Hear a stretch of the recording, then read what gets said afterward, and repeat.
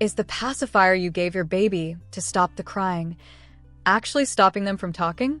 If your toddler is 2, 3, even 4 years old and still isn't forming full sentences, and there's a pacifier in that picture somewhere, you need to hear what I'm about to tell you. Because what most parents believe about pacifiers and speech is only half true. And the other half? It could be shaping how your child learns to talk right now. I've spent the last several months going through research from the American Speech Language Hearing Association, pediatric dental studies on oral motor development, and interviews from speech-language pathologists who work with toddlers every single day. What I found wasn't a simple "pacifiers are bad" answer.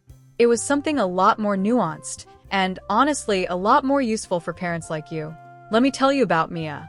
Her son Ethan was what she called an easy baby, as long as he had his pacifier.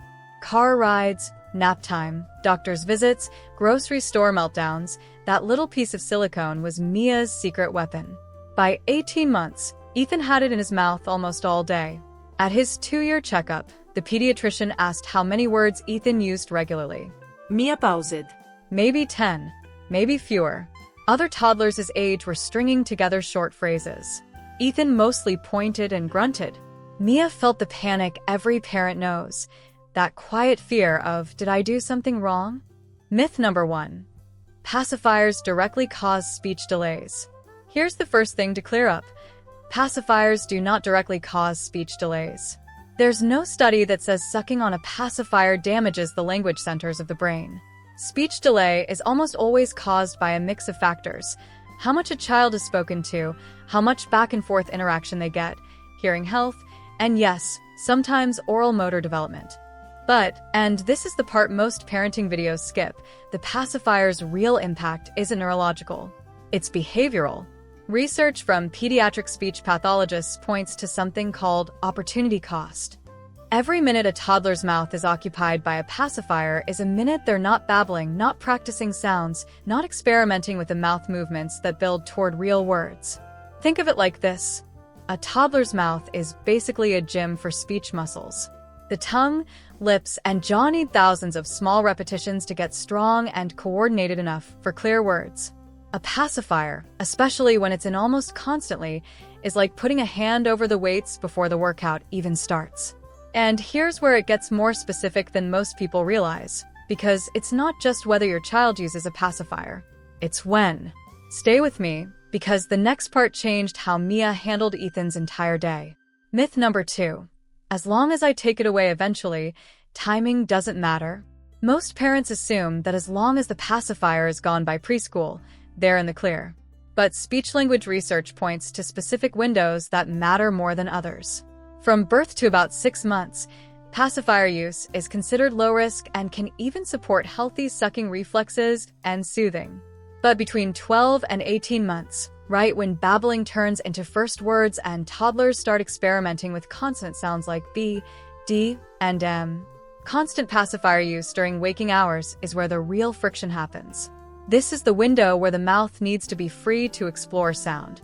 Mia realized Ethan's pacifier wasn't just a nighttime comfort object anymore. It had become an all-day accessory. In the car, at the table, during play. That's the pattern pediatric speech experts flag as the actual risk factor, not the pacifier itself. Quick question for you. Comment below and let me know, does your toddler use a pacifier mostly at night, or is it more of an all-day thing? I want to know what's typical in your house because it might be more common than you think. Myth number 3. If my child isn't talking yet, it's too late to fix this. This is the myth that keeps parents like Mia up at night. But here's the encouraging truth backed by developmental research. A toddler's brain has what's called high neuroplasticity through at least age 5.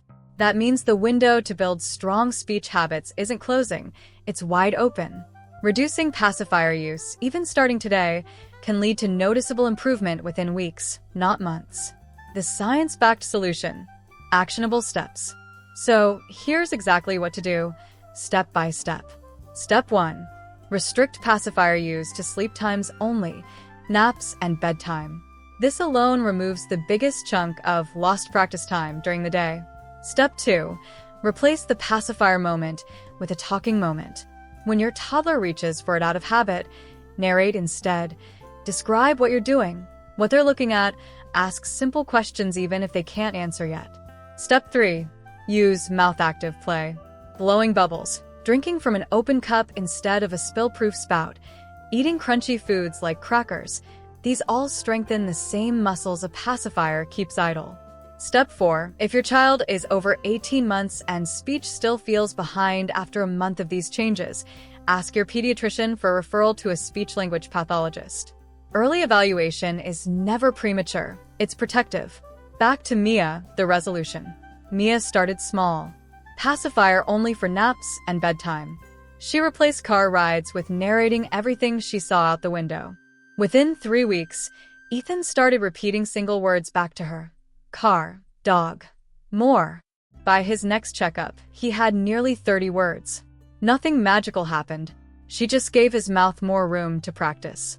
Before you scroll past this, there's one more thing almost every parent gets wrong about weaning off the pacifier, and it's coming up in the recap, so don't skip it. Let's bring it all together. Pacifiers don't damage speech directly, but constant daytime use steals practice time your toddler's mouth needs. Timing matters more than total duration. The 12 to 18-month window is the critical one. It is not too late, even if your child is already behind. The brain's ability to catch up is still wide open. And the fix isn't dramatic. Restrict to sleep times, add mouth-active play, and narrate constantly throughout the day. If this helped you see your child's pacifier habit differently, hit like so more parents see this. Subscribe if you want more science-backed, no-judgment parenting guidance like this every week. And I really want to hear from you. Comment below with your child's age and how you're handling pacifier use right now. I read every single comment, and your experience might be exactly what another parent needs to see today. I'll see you in the next video.